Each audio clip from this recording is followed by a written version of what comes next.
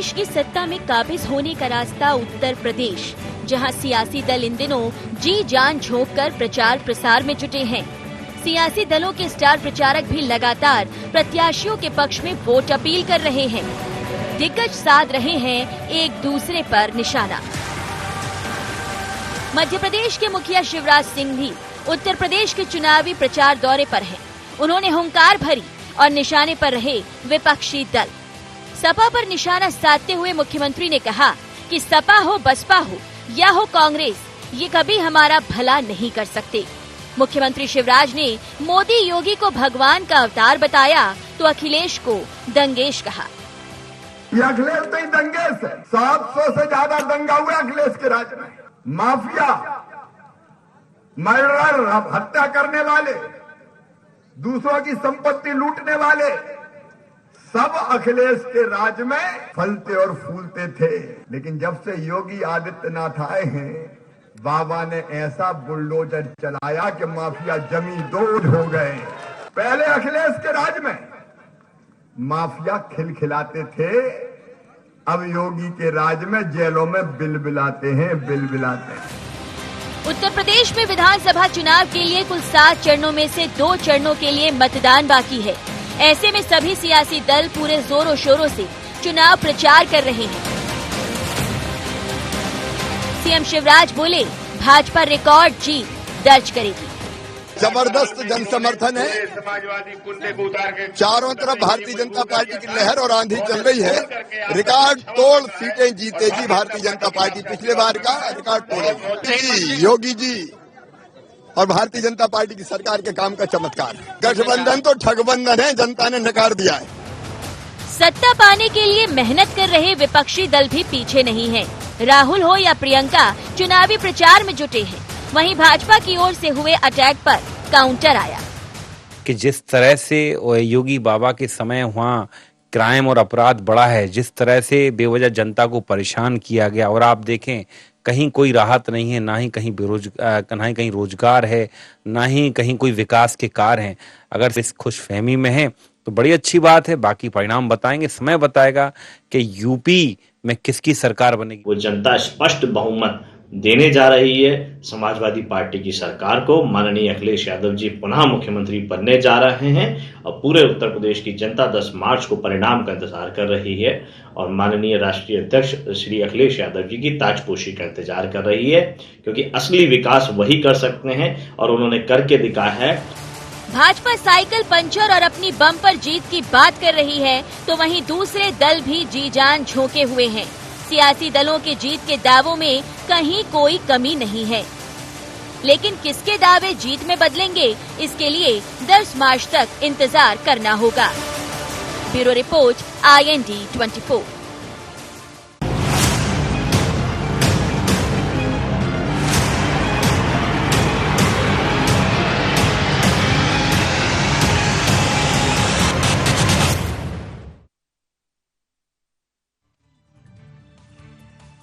आने वाले हैं में आपका स्वागत है। मैं हूं आपके साथ नवीन पुरोहित।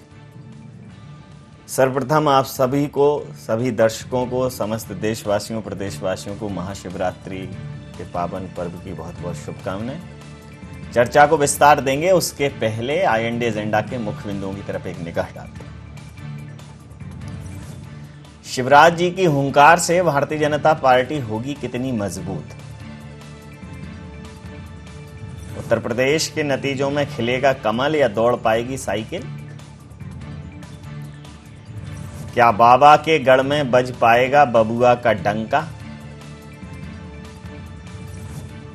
क्या राहुल प्रियंका की मेहनत कर पाएगी पंजा मजबूत?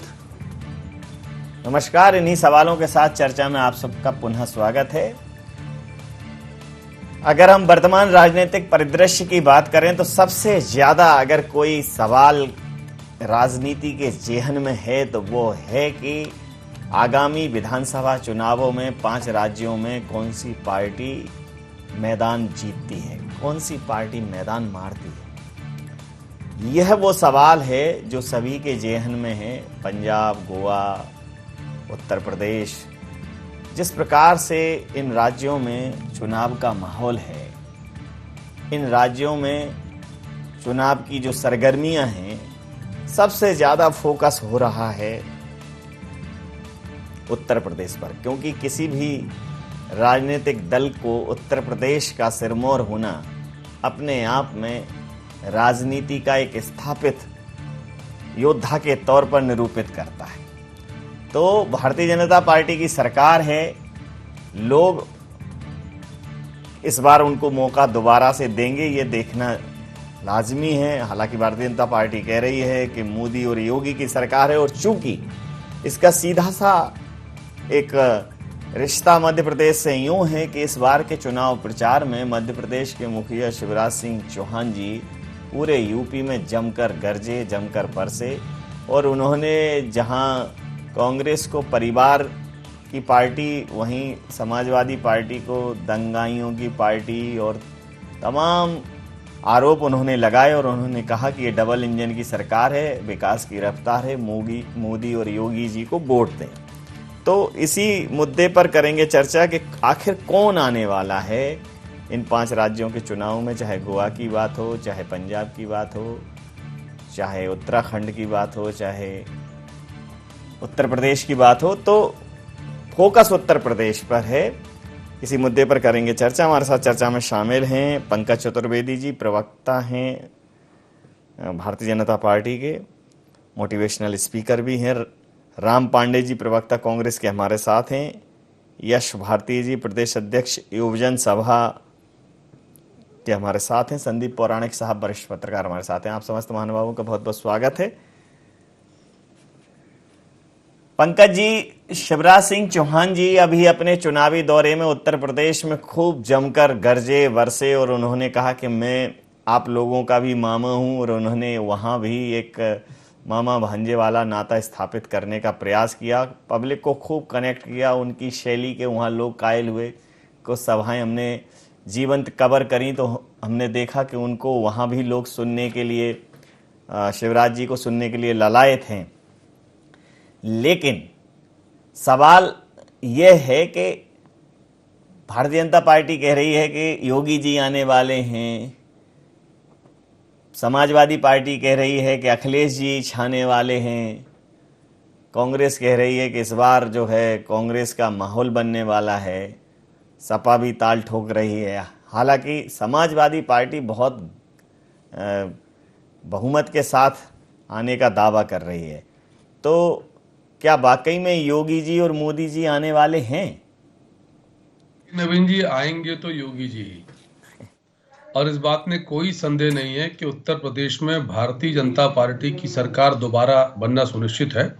और 1984 के बाद ये उत्तर प्रदेश में नवीन जी पहला अवसर होगा जब किसी दल की सरकार को दोबारा उत्तर प्रदेश की जनता अपनी सेवा करने का अवसर देगी। नहीं तो 1984 एक लंबा पीरियड में आपको बता रहा हूँ कि 1984 से लेकर हम 2022 में आ गए, पर अभी तक उत्तर प्रदेश में नवीन जी ऐसा अवसर नहीं आया कि दोबारा किसी की सरकार बनी हो। इस तथ्य को जानने के बाद भी भारतीय जनता पार्टी के नेता और कार्यकर्ता आश्वस्त हैं कि आएंगे तो योगी जी, और उसका नवीन जी बहुत स्पष्ट आधार है। जिस प्रकार की परिस्थितियां उत्तर प्रदेश में है, मैं संयोग से पिछले हफ्ते 7 दिन के लिए उत्तर प्रदेश में था, गया निजी कार से था, लेकिन भारतीय जनता पार्टी का कार्यकर्ता हूं, तो जो बन पड़ा सो किया।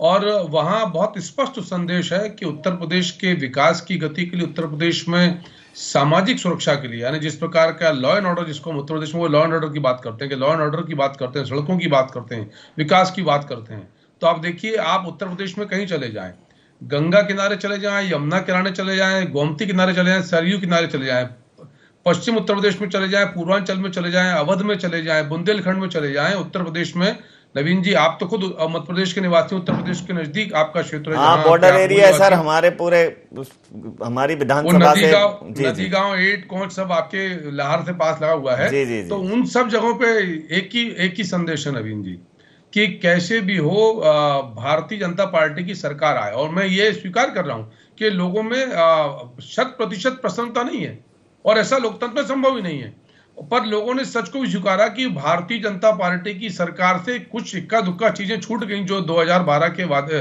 जो 2017 में वादे किए थे, उनको हम पूर्ण नहीं कर पाए।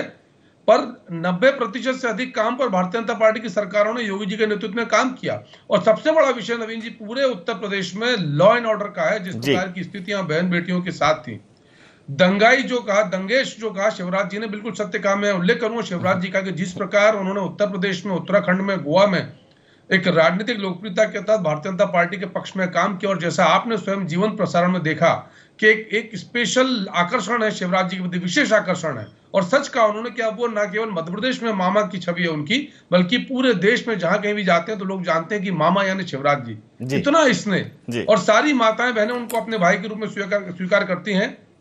और कारण स्पष्ट है कि शिवराज जी ने मध्य प्रदेश में राजनीतिक लोकतांत्रिक सफलता के जो प्रतिमान स्थापित किए हैं, विकास के जो प्रतिमान स्थापित किए हैं, तो आज भारतीय जनता पार्टी उत्तर प्रदेश के लोगों को भी लगता है कि शिवराज जी यदि उस मंच से खड़े होते हैं तो भारतीय जनता पार्टी की विश्वसनीयता में और वृद्धि होगी। इसीलिए हम लोग निश्चिंत हैं। और कहा जो मोदी जी ने ठीक कहा कि यूपी के लिए उपयोगी हैं आदित्यनाथ जी, और इसीलिए हम निश्चिंत हैं। और 300 यूपी के लिए उपयोगी आदित्यनाथ योगी। हालांकि अब ये जनता पर है कि जीत होगी या हार होगी। राम पांडे जी, वो तो आपका नाम ही ले रहे हैं कि जो राम को लाए हैं हम उनको लाएंगे, और यूपी में हम इस बार कमल खिलाएंगे, इस प्रकार का एक नारा यूपी में गुंजायमान हो रहा है। तो आपसे प्रतिक्रिया चाहूंगा। जी, सबसे पहले तो ये अयोध्या में हार रहे हैं, दूसरा ये जो हमारे यूक्रेन छात्र फंसे हुए उन छात्रों को नहीं ला पा रहे हैं, और राम जो कि भगवान है तो उनके बारे में ऐसी बात करना ठीक नहीं है कि हम राम को लेकर आए हैं, और हम लोग तो उनके भक्त हैं। और ये हमें शोभा नहीं देता कि हम राम से बड़ा अपने आप को मान, क्योंकि चुनाव की चर्चा चल रही है और 5 चरण हो चुकी है, 6वें चरण का मतदान होना है। तो ये जैसे पंकज जी ने कहा कि वहाँ गर्दी थी और इस तरह का बाहुबली खत्म हो गई है, तो ये 7 चरणों में चुनाव क्यों हो? 1 चरण में हो सकता था, ज्यादा से ज्यादा 2 चरण में हो सकता था, 3 चरण में कर लेते, 4 चरण में कर लेते। जब 4 राज्यों के चुनाव एक दिन में हो सकते हैं तो आपने 7 चरणों में चुनाव कराए। तो आप खुद ही कह रहे हो कि वहां ये थोड़ी कराते हैं, ये तो चुनाव आयोग करता है ये तो निर्धारण। उस समय कोविड की संभावनाएं थी, आप तो ऐसे कह रहे हैं जैसे बीजेपी चुनाव का निर्धारण कर रही है। तो चुनाव आयोग ने 7 चरणों में क्यों कराया? अरे तो ये इसके लिए आपको सुप्रीम कोर्ट चले जाओ। ये तो सवाल यहाँ, इसका जवाब कौन देगा? जी, सुप्रीम कोर्ट ने तो वो टैनी के जो किसानों पर जो गाड़ियां चढ़ाई थी ना, उसको 2 महीने में उसको वो दे दी जमानत, जो लोगों को आम आदमी को 2 साल में नहीं मिलती है। तो आप क्या यूएनओ जाओगे क्या? आप कहाँ जाओगे? जी, कहा तो जनता के बीच में ही जाना ठीक होता है, और जनता के बीच में भारतीय जनता पार्टी जा रही है।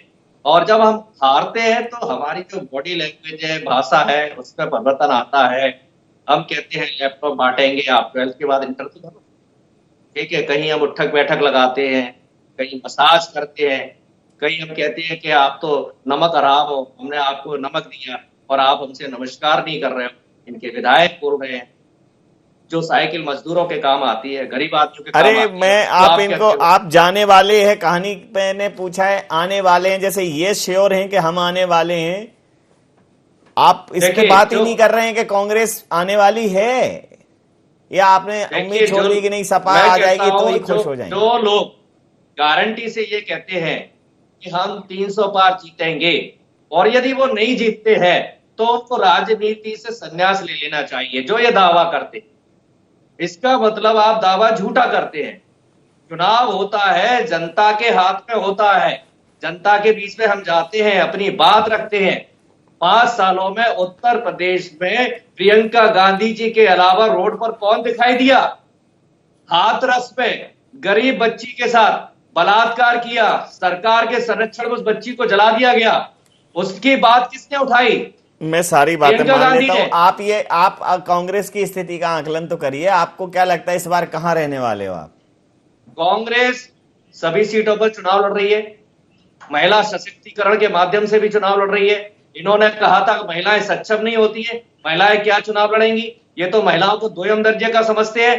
हमने सभी जो वादा किया था 40 सीटों पर, 40% सीटों पर, तो हमने महिला शक्ति को उन 40 सीटों पर टिकट दिया, और इन्होंने क्या किया?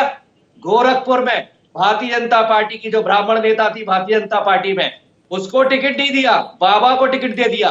यदि यूपी में सबसे ज्यादा अत्याचार किया है तो ब्राह्मणों पे किया है। ये कहते हैं, पहले कहते थे कि हमें हिंदू होने पर गर्व है, वहां बाबा कहते हैं मुझे क्षत्रिय होने पर गर्व है। ब्राह्मणों के इनकाउंटर किए, यादवों के इनकाउंटर किए, जाटवों के किए, जाटों को देशद्रोही बोला गया, हिंदुओं को देशद्रोही बोला गया। जो ब्राह्मणों ने भारतीय जनता पार्टी को अपना हर तरह से सहयोग किया, उन ब्राह्मणों के एनकाउंटर किए। ब्राह्मण भारतीय जनता पार्टी का यूपी में विरोधी हो गया है, और जहां ब्राह्मण भारतीय जनता पार्टी का विरोधी हो गया है वहां भारतीय जनता पार्टी नहीं जीत सकती। यूपी में बीजेपी हार रही है अपने कारनामों से। बेरोजगारी का क्या हाल है? एक चपरासी का आवेदन निकलता है, 1 लाख लोग उसके लिए आवेदन करते हैं। प्रतिक्रिया ले लीजिए यश भारती, किस मुद्दे पर ये वोट मांग रहे हैं यूपी में? यश भारती। और 1 मिनट मुझे कंप्लीट करने दीजिए। शिवराज जी वहां जा रहे हैं, अच्छी बात है, शिवराज जी का आकर्षण है, मैं भी मानता हूं।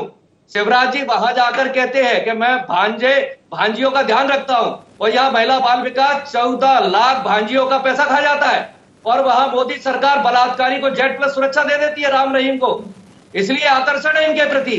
ये देखना चाहते हैं, जनता देखना चाहती है भारतीय जनता पार्टी की नौटंकी, कि ये आखिर इतनी बड़ी। अब आगे प्रतिक्रिया ले लूं। राम जी आऊंगा आपके पास, राम जी आऊंगा। यश भारती जी, देखिए राम जी बिल्कुल विशुद्ध सत्य के पक्षधर हैं और बहुत ज्यादा घुमा फिरा के बात नहीं करते। उन्होंने भारतीय जनता पार्टी की स्थिति खराब है इस बात की स्पष्ट व्याख्या की। कांग्रेस बहुत मजबूत है, इस स्थिति में उन्होंने एक बार भी नहीं बोला। इतनी साफगोई आपको प्रवक्ताओं में मिलेगी नहीं। तो आपको एक अप्रत्यक्ष समर्थन चला जाता है कि भारतीय जनता पार्टी हारे भले ही कोई जीते, उसमें कांग्रेस को समस्या नहीं है। तो आप इस बार कैसा भविष्य देख रहे हैं? क्योंकि आपको अखिलेश जी को उन्होंने कहा है, मतलब शिवराज जी ने, कि जो अगर अपने पिता का नहीं हुआ वो जनता का क्या होगा, और वो अखिलेश नहीं है, दंगेश हैं। देखिए, शिवराज जी के बारे में खुद उनकी पार्टी के वरिष्ठ नेताओं ने उन्हें एक टैगलाइन देके रखी कि वो तो घोषणावीर हैं, घोषणा करते रहते हैं, उनका घोषणा करना उनका काम है। और भारतीय जनता पार्टी के राष्ट्रीय अध्यक्ष रहे अमित शाह जी, वो वादों को कह देते हैं कि जुमले हैं, जुमले कह दिए जाते हैं चुनाव में। तो ये खुद चुनाव को उतनी गंभीरता से नहीं लेते हैं। जो ये वादे कर लेते हैं, जो जनता के बीच में बातें कहते हैं, ये खुद उनको गंभीरता से नहीं लेते हैं, बस कहते चले जाते हैं। उन बातों के परिणाम कुछ नहीं आते हैं। हम अगर बात करें तो मुख्यमंत्री शिवराज जी ने स्वयं मध्य प्रदेश के अंदर जब पत्रकार उनसे चर्चा कर रहे थे तो उन्होंने कहा कि उत्तर प्रदेश तो गया, उत्तराखंड भी हमारे हाथ से जा रहा है, भारतीय जनता पार्टी के हाथ से जा रहा है। ये सारे वीडियो फुटेज सामने आए, मीडिया ने भी दिखाए, सोशल मीडिया में भी देखे हमने। जो एक सशक्त प्लेटफॉर्म है सोशल मीडिया, जिसमें कोई चीज काटी छाटी बहुत आसानी से नहीं जा सकती, सहज रूप से सब लोगों के पास उपलब्ध है। अब मुख्यमंत्री जी बचाव में वहां जाके कुछ भी कहें, जरूरत से ज्यादा सभाएं करने लगे, उलझुल बातें करने लगे, निम्न स्तर पे जाके बातें करने लगे। लगातार 15 साल शासन करने का भारतीय जनता पार्टी को जिस जिस राज्य में बात करने का मौका मिला, जनता के बीच में आशीर्वाद प्राप्त हुआ, तुलना कर ले हमारे पिछले 5 साल के कार्यकाल में जो 12 से 17 मिले, कितनी जगह पर मेट्रो ट्रेन चला पाए ये लोग। टक्कर ले लें उस विकास कार्य से, उस पर बातें नहीं है इनके पास। टक्कर ले लें इस बात से कि कितने एक्सप्रेसवे इन्होंने बनाए, चाहे वो गुजरात मॉडल हो, चाहे वो छत्तीसगढ़ मॉडल हो, चाहे वो मध्य प्रदेश मॉडल हो। टक्कर ले इस बात से, इन्होंने करोड़ों पौधारोपण करने की बात करी, चाहे वो छत्तीसगढ़ के मुख्यमंत्री रमन सिंह जी ने कहा हो, चाहे मुख्यमंत्री शिवराज जी ने कहे हो। हमने 5 करोड़ से अधिक पौधे लगा के गिनीज बुक वर्ल्ड रिकॉर्ड में नाम का इंगित किया, जिससे भारत देश का नाम विश्व में अंकित हुआ और देश को अच्छी नजर से देखा गया। एक ऑक्सीजन बैंक बनाया गया। आज कोविड काल में ऑक्सीजन की क्या कीमत होती है, ये हमारे लोग समझ पाएंगे कि जिस मुख्यमंत्री ने 5 करोड़ पौधे लगाए हों, उसमें कोई भेदभाव नहीं हुआ होगा, कोई हिंदू मुसलमान या जाति देख के काम नहीं हुआ होगा। ये विश्व कीर्तिमान है, इनको मानना पड़ेगा। हमने मेधावी छात्रों को लैपटॉप देने का काम किया। क्या शिवराज सिंह चौहान ने मध्य प्रदेश में देने का काम किया? क्या छत्तीसगढ़ में रमन सिंह जी ने देने का काम किया? या गुजरात मॉडल में स्वयं नरेंद्र मोदी जी ने देने का काम किया? ये 15 साल के शासन को चुनौती दे रहा हूं, जो लगातार जनता ने आशीर्वाद देने का काम किया, लेकिन ये गुमराह करने का काम करते हैं, जैसे इनका इंडिया शाइनिंग इंडिया करता था। और ये बात करते हैं भारतीय जनता पार्टी के लोग जो चुनाव प्रचार कर रहे हैं उत्तर प्रदेश में, पिछली सरकारों को कोस रहे हैं उत्तर प्रदेश में, यानी अपने राजनाथ सिंह जी के कार्यकाल को कोसते हैं, इनके गुप्ता जी के कार्यकाल को कोसते हैं। ये भूल जाते हैं सारी बातें। केंद्र में भी यही काम करते हैं कि इनको जनता ने आशीर्वाद दिया है सत्ता में रहने का, लेकिन ये अपने पुराने लोगों को भूल जाते हैं क्योंकि इनको पुराने लोगों से कोई मतलब ही नहीं है। ये तो एक नई भाजपा लेकर के आए जो तानाशाही रखती है, जो केवल नरेंद्र मोदी को जानती है और केवल अमित शाह को जानती है। और एक मेरी अंतिम बात नवीन भाई, मध्य प्रदेश के अंदर शिवराज सरकार गोलीकांड करती है मंदसौर के अंदर, वहां हमारे राष्ट्रीय अध्यक्ष श्री अखिलेश यादव जी सबसे पहले आर्थिक सहायता देते हैं 2-2 लाख रुपए की। जब मध्य प्रदेश सरकार ने भी सहायता नहीं दी थी, सबसे पहले दोपहर में घटना हुई, शाम को हमारे राष्ट्रीय अध्यक्ष जी ने घोषणा कर दी और सबसे पहले मदद देने का भी काम किया, केवल घोषणा नहीं दी, मदद देने का भी काम किया। तो आप समझिए, जहां हम मजबूत स्थिति में नहीं है, लेकिन अगर जनता को सहायता देनी रहती है तो हम देने का काम करते हैं, चाहे सत्ता में रहे, चाहे विपक्ष में रहें। एक प्रतिक्रिया और पहले राउंड की, संदीप पौराणिक साहब आपसे समझ लूं कि सब कह रहे हैं आने वाले हैं, कोई कह रहा है छाने वाले हैं, कोई बरसने वाले हैं, कोई गरजने वाले हैं और कुछ जाने वाले भी हैं। लेकिन आपने देखिए, यश भारती जी की आवाज में भी एक साउंड जो है वो खनक है, मतलब उम्मीद है। और मतलब मैं साउंड इंजीनियरिंग की बात नहीं कर रहा हूँ, सामान्य जो समझ सकता हूँ, ऐसा नहीं है। और पंकज जी तो बिल्कुल वहाँ खुद गए हैं, कह रहे थे 7 दिन, तो समझा है उन्होंने। और बहुत सारी कमियां खामियां राम पांडे जी ने गिनाई हैं योगी सरकार की असफलताओं की, तो वो ये आश्वस्त हैं कि योगी जी नहीं आएंगे। चूंकि कांग्रेस बहुत समय से बाहर है तो उनकी अपनी उपलब्धि है नहीं, लेकिन फिर भी वो ये कह रहे हैं कि बिना किसी वजह के हम सत्ता में नहीं थे, हम बड़ा विपक्ष नहीं थे, लेकिन हमारी उपस्थिति वहां रही पूरे समय। प्रियंका जी दिखी हैं उत्तर प्रदेश में, तो उसके क्या रिजल्ट्स आते हैं वो भी देखना दिलचस्प रहेगा। तो कौन आने वाला, ये एक बड़ा सवाल है। कौन आएगा सर उत्तर प्रदेश में, ये एक बड़ा सवाल है। और वो सवाल जो है, हर सबके अपने अपने आकलन है। आपको क्या लगता है कि किसके चांसेस ज्यादा हैं? नवीन जी, वैसे भी हम जानते हैं कि उत्तर प्रदेश से केंद्र की सत्ता का रास्ता तय होता है, क्योंकि सबसे बड़ा राज्य है इस देश का। जहां तक आपने पंकज जी की बात कही और यश जी की बात कही, ये बिल्कुल तय है कि मुकाबला इन दोनों के बीच ही है, इसलिए वो खनक भी दिख रही है आपको आवाज में। जब मुकाबला जिन दो पहलवानों में होता है, वो अपना जोर आजमाइश ज्यादा करते हैं। जहां तक राम पांडे जी की ये बात कही, तो कांग्रेस ग्राउंड में है, लेकिन इन दो प्लेयरों के सामने वो कमजोर प्लेयर है, ये भी साफ है। वो राम जी की बात से समझ में भी आ रहा है, क्योंकि वो योगी जी को हारने की बात कर रहे हैं। नवीन जी, वर्तमान दौर में जब 5 चरणों के वहां मतदान हो चुका है उत्तर प्रदेश में, कोई भी प्रिडिक्ट नहीं कर पा रहा है। मुझे लगता है ये बहुत अरसे बाद ऐसा हो रहा है कि किसी तरह की वेव नजर नहीं आ रही। राजनीतिक दल अपनी तरफ से कह सकते हैं कि मैं जीत रहा हूं, वो दूसरा कह सकता है मैं जीत रहा हूं, लेकिन जिनके सर्वे एजेंसी जिनको आप कहते हैं देश की तमाम बड़ी, वो ये कह रही हैं कि 5 चरणों में स्थिति स्पष्ट नहीं है और आने वाले जो 2 चरण हैं वो नतीजे बताएंगे। उसका एक चीज और देखिए आप, कि पिछले बार के चुनाव का मतदान प्रतिशत और इस बार का मतदान प्रतिशत 1.5-1.5% के आसपास अंतर आ रहा है। अगर एंटी वेव होती है तो ह्यूज होता है और प्रो होती है तब भी मतदान का प्रतिशत पे बड़ा अंतर आता है। तो मुझे ऐसा लग रहा है जो अभी तक 5 चरणों के मतदान हुआ है, मुकाबला बहुत करीब का है। और आप ये तय मान के चलिए कि जो जैसा कहते हैं ना कि 202 सीटें चाहिए किसी भी दल को, तो आप ये मानिए कि अधिकतम 20 सीटें ऊपर और 20 सीटें नीचों का ही खेल रहेगा। और उसमें बड़ा रोल अगर निभाएगा तो बसपा और कांग्रेस की। राम पांडे जी की जो बात है उससे मैं सहमत हूं कि बड़ा रोल बसपा और कांग्रेस का होगा। मुकाबला दोनों दलों में अभी तक तो बराबर का नजर आ रहा है। सपा मतलब गेम जो है हाथी और हाथ के सहारे ही खेला जाएगा, सारे हाथी और हाथ के सहारे।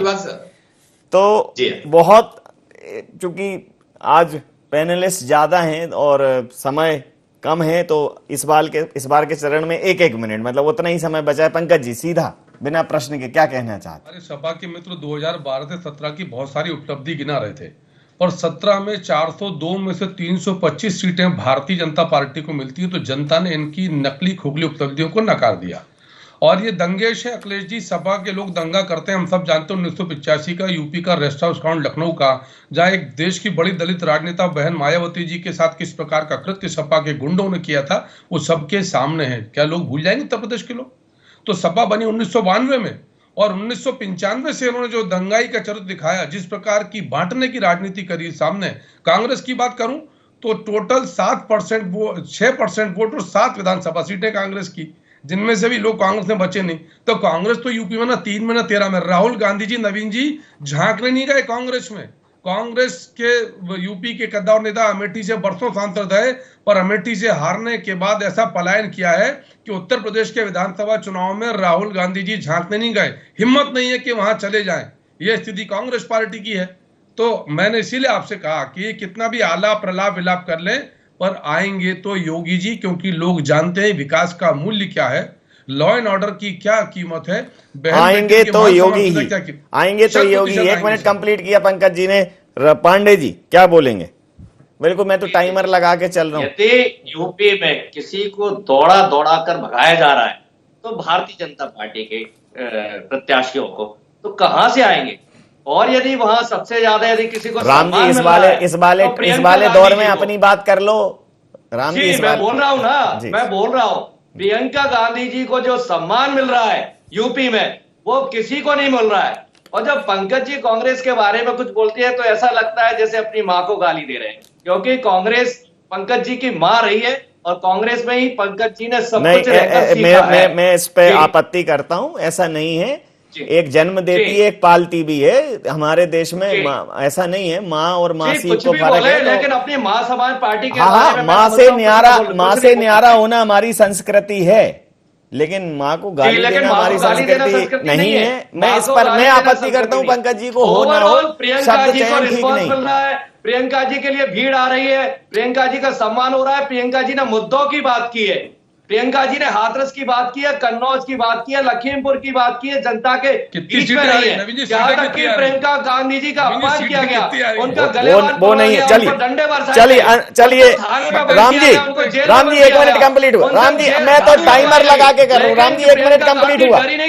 राम जी 1 मिनट कंप्लीट हुआ। यस जी। लेकिन नवीन जी लगातार आप देख रहे हैं समाजवादी पार्टी के जितने कार्यक्रम चल रहे हैं, हमारे जितने भी नेता जब जा रहे हैं तो जनता का आशीर्वाद मिल रहा है, भीड़ दिख रही है। जहां भारतीय जनता पार्टी के बड़े नेता अमित शाह जी अपना रोड शो छोड़ रहे हैं क्योंकि भीड़ नहीं आ रही है।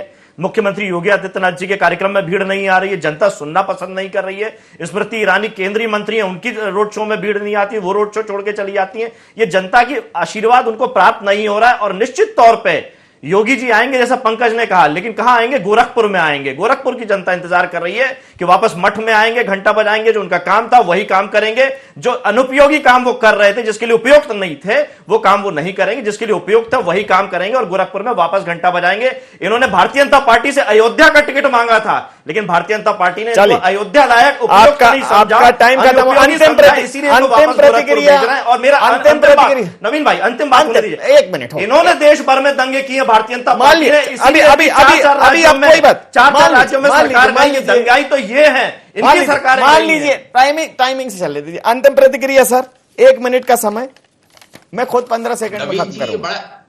देखिए, इस बार का चुनाव बड़ा रोचक है, ये बिल्कुल सही है, लेकिन उत्तर प्रदेश की राजनीति में जातिवाद का बड़ा महत्व है और वो दिख रहा है चुनाव में। लोग वोट जाति के आधार पर मांग रहे हैं, समाज के आधार पर मांग रहे हैं। मुझे लगता है ये पूरी तरह चुनाव में एक बड़ा वर्ग है जो जातिवाद पर बटा हुआ है। दूसरी तरफ इस चुनाव में बड़ा मसला है विकास और सामाजिक सुरक्षा। इस बार ये देखना है कि उत्तर प्रदेश का बड़ा वर्ग विकास की तरफ ज्यादा झुकता है या सामाजिक सुरक्षा की तरफ। ये 2 बड़े मसले हैं उत्तर प्रदेश के चुनाव में और वही दिखेगा। अगर विकास का होगा तो एक दल जीतेगा और सामाजिक सुरक्षा होगी तो दूसरा दल जीतेगा। उन दलों का नाम लेना बेहतर नहीं होगा। बिल्कुल ठीक है आपने। समय सीमा के चलते मैं ये चर्चा यहां समाप्त करूंगा। आप समस्त महानुभावों का बहुत बहुत धन्यवाद, बहुत बहुत आभार। तो आने वाले हैं, हर पार्टी ये कह रही है आने वाले हैं, लेकिन ये भी तय है कि कुछ तो जाने वाले हैं, कुछ बरसने वाले हैं, कुछ गरजने वाले हैं और कुछ आकर छाने वाले हैं। तो कौन आएगा और कौन उत्तर प्रदेश के पटल पर छाएगा ये तो 10 मार्च को ही तय होगा। लेकिन जिस प्रकार से मध्य प्रदेश के मुखिया भारतीय जनता पार्टी की आवाज उत्तर प्रदेश में बुलंद करके आए हैं, उसका उत्तर प्रदेश को फायदा, उत्तर प्रदेश भारतीय जनता पार्टी को फायदा जरूर मिलना चाहिए और मिलेगा भी। अकेले तमाम सभाएं शिवराज जी ने की हैं और उन सभाओं का जो लब्बो लुआब है वो ये है कि लोगों ने उन्हें सुना। इसके बनस्बत समाजवादी ये पार्टी ये कह रही है कि भारतीय जनता पार्टी की सभाओं में भीड़ नदारद है। तो अब देखना दिलचस्प रहेगा कि नतीजे क्या रहते हैं। IND एजेंडा में नहीं, आप बने रहिए IND 24 के साथ और देखते रहिए IND 24। नमस्कार।